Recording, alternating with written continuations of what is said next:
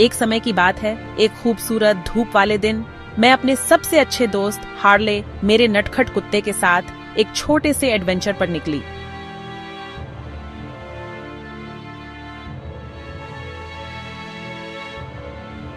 हमने एक प्यारे से जंगल में घूमने का फैसला किया, जहां पेड़ राज की बातें कर रहे थे और फूल गर्म धूप में मुस्कुरा रहे थे।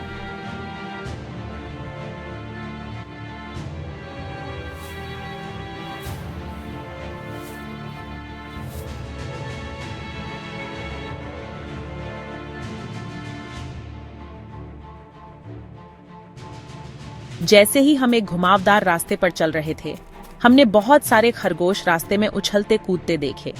उनकी मुलायम फूली हुई पूंछ उनके पीछे उछल रही थी जब वे फर्न के बीच लुका छिपी खेल रहे थे।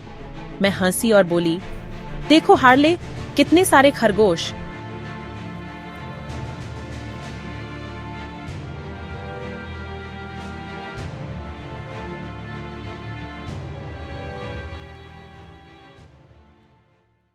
तभी आगे एक खुले मैदान के पास हमने एक शांत मूस को पेड़ों के पास खड़े देखा। उसके बड़े सींग और दयालु आंखें उसे जंगल का बुद्धिमान रक्षक जैसा बना रही थीं। पास ही एक छोटी सी गिलहरी जमीन पर दौड़ रही थी, अपनी झबरी पूंछ को उत्साह से हिला रही थी। इससे पहले कि मैं कुछ और कह पाती, हार्ले के कान खड़े हो गए और एक खुश भौंक के साथ वह गिलहरी के पीछे भाग गया। अपने उत्साह में उसने इतनी जोर से खींचा कि पट्टा टूट गया। अरे नहीं, मैं चिल्लाई और उनके पीछे दौड़ी।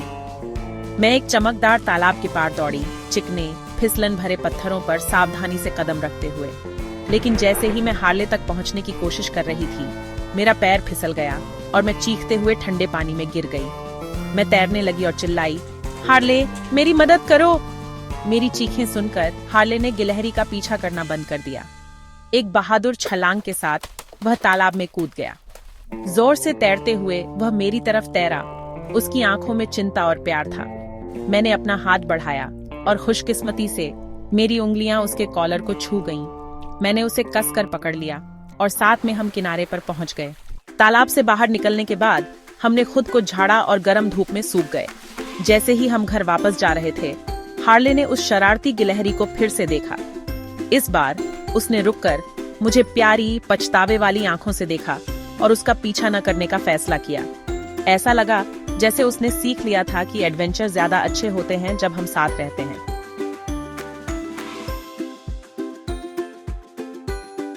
जब हम आखिरकार मेरे घर पहुंचे तो मेरे भाई टिम्मी और उसका दोस्त जेरोम, जो हमेशा मुस्कुराता रहता था, ने हमें देखा और हंसे।